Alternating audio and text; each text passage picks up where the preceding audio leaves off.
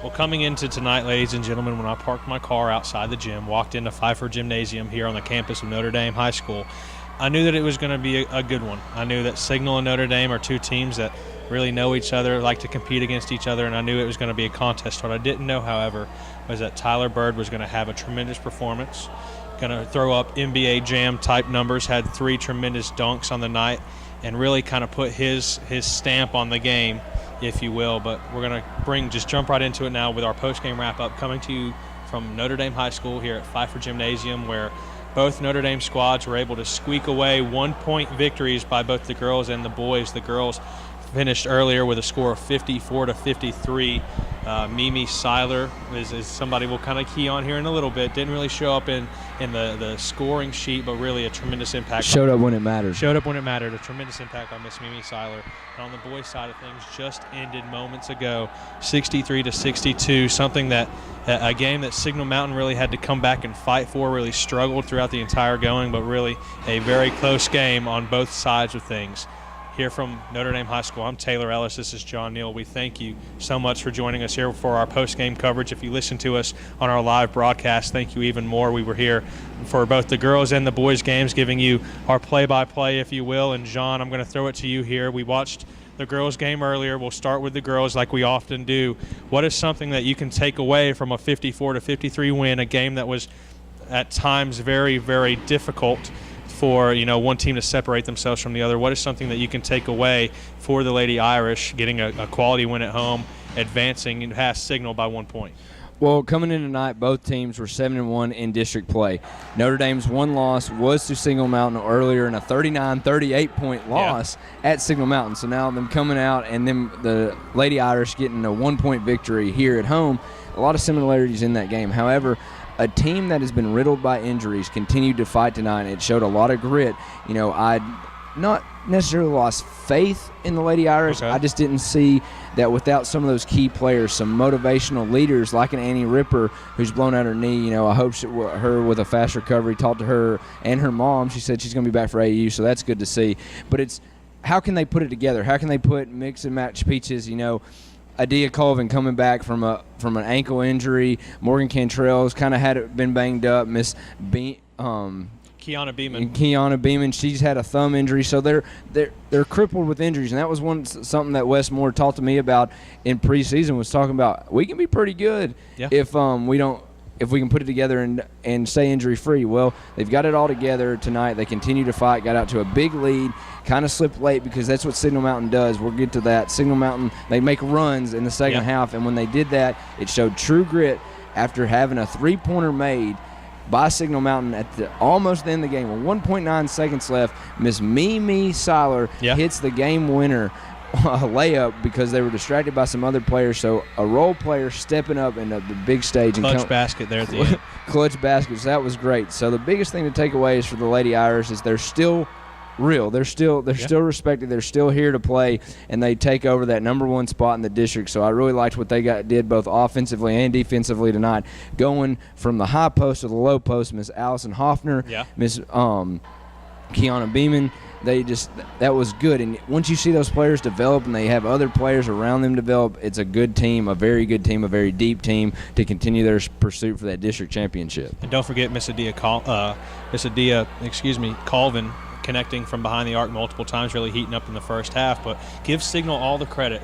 Tonight, Friday, last night, Thursday, they took Saudi to the wire, winning in overtime, and may have played a factor here, but still a very close game. Signal Mountain showing out, fighting for the entire matchup here. Aaron Sanders finished with 19, Brooke Whitmire with 10, and we kind of keyed on it. If Aaron Sanders is Jordan, Whitmire is Scotty, and the two kind of complemented each other, played very well tonight. Just wasn't enough in the final moments. But for Notre Dame, it was Miss Kiana Beeman with 15, Adia Colvin with 12, Allison Hoffer with 12, and Mimi Seiler with those final 2 points. A little backdoor cut as Adia Culver distracted the Signal defense, and Mimi was able to get up and get the basket, and for the go-ahead points there on the game, getting the Lady Irish the victory. And now we're going to jump into the boys' side of things here, a game that just ended. Johnny, you actually got to talk to some of the stars of the night, Mr.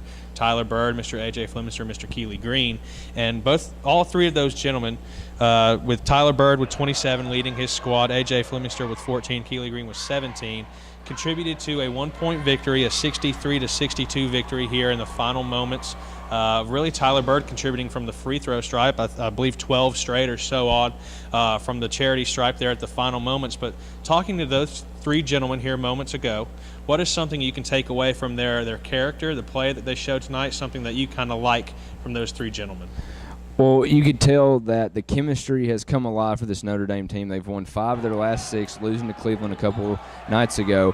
But in district play, they're starting to get it. Now they're 6-3. They're right behind Bledsoe County. That number 2 seed is really big there. Yeah. And they're likely to face those Warriors in the district championship game. But like you said, we'll get to Signal Mountain. But a pesky Signal Mountain team could stop that if they're – but – taking away from the players, it means a lot to them to be able to sweep Signal Mountain in the regular season like they did in football. A bunch of these seniors, particularly A.J. Flemister was talking about, they would win one and then they'd lose one. It's just been that kind of that over the hump, kind of, sure. Back and forth, the big time rivalry you see with both of these teams regardless of the sport. So it was, for their character, it was big. The crowd was noisy. A.J. Flemister and Tyler Bird were saying sometimes their eardrums were rumbling. I mean, we had the headphones on most of the night, but it was a packed gym here at Notre Dame High School. But the biggest thing to take away from tonight is, again, that you got to go back, is that the Notre Dame Fighting Irish are finally getting it. They're finally all coming together. They're playing well off each other. They have a big 3 in Tyler Bird, Keely Green, and A.J. Flemister, and they have some role players. A freshman, Colby McGowan, saw a lot of minutes tonight starting. C.J. Greer as well, another freshman showing out. A lot of guys contributing quality minutes for Notre Dame and really showing out. But, the big 3 and Bird, Flemister, and Keely Green really kind of led the way for the Irish tonight. But let's switch over to Signal Mountain, a team that, John, moments before we came on here, John, you were saying, this is a team that on the right night they can upset some people. A Signal team that really likes to hang around and is really a very competitive team. Jack Teeter finished with 23, and on any given night, 23 points from an individual player is going to get you the win. What is something maybe that Signal needs to improve on moving forward, or maybe something that they didn't quite get right tonight that they can in the future? Well, one thing that I would really want to, again, it's big playing back-to-back games. That's hard to do at the high school level because of the lack of depth. Mm-hmm. And when you get in foul trouble, a couple of the big-time Signal players got in foul trouble, fouled out late in the game. But me speculating, I thought they were going to come in and kind of get ran out of the gym tonight. Only reason for that is because of how slow they started last night at Saudi. That's true. They were down 24-4 at the end of the first quarter. But rivalry games are rivalry games, so you do get up for that. And that's something, you got to have that intensity going into any game for the remaining of the season to get some momentum going. They were winners of 3 straight district games, so it's not the end of the world tonight. This is not the end of the season. Beating a Bledsoe team that is in the lead of that district. So they need to continue that pursuit of excitement and want. You could see Griffin Palmer coming up and just smacking his hands before the game, that 2-3 zones. Jack Teeter with that no-quit attitude, hitting 3 after 3. Hunter Van Dyken on the defensive end, really getting after it, really pressuring Tyler Bird and some of the other offensive players for Notre Dame. So, not to cut you off, but, a tremendous performance by Signal Mountain, and just wasn't able to get enough there at the final moments. But we're going to – do you have anything else you want to add to it? One more thing. The biggest thing to take away for Signal Mountain is they all need to get in the gym, and they need to get on the charity stripe, and they need to turn the music up as loud as they can to any song, any given thing, them yelling anything, and start hitting free throws. They left 9 points up tonight from the game on my count. We'll have the accurate count up on the site, but from my count, 9 that they did not make, and that would have been the difference. They would have come away with an 8-point win instead of a 1-point loss. You got to hit your free throws when you have the opportunity. Well, that's going to do it for us here from Pfeiffer Gymnasium on the campus of Notre Dame High School. A thrilling pair of victories for both the Irish squads. The girls winning 54-53 and the boys 63-62. You can listen to it live on the River City Sports Network. We'll be at multiple games here in the upcoming weeks, but be sure to check us out on all of our social medias, Facebook, Twitter. Heck, we even got YouTube stuff up, guys. And also check out the guys at Famed Media. They do all of our videos. They've got advertisements on our Spreaker broadcast. Check those guys out. They do great stuff. But for John Neal, I'm Taylor Ellis signing out from Notre Dame High School. We'll see you next time, guys. Thank you so much for joining us.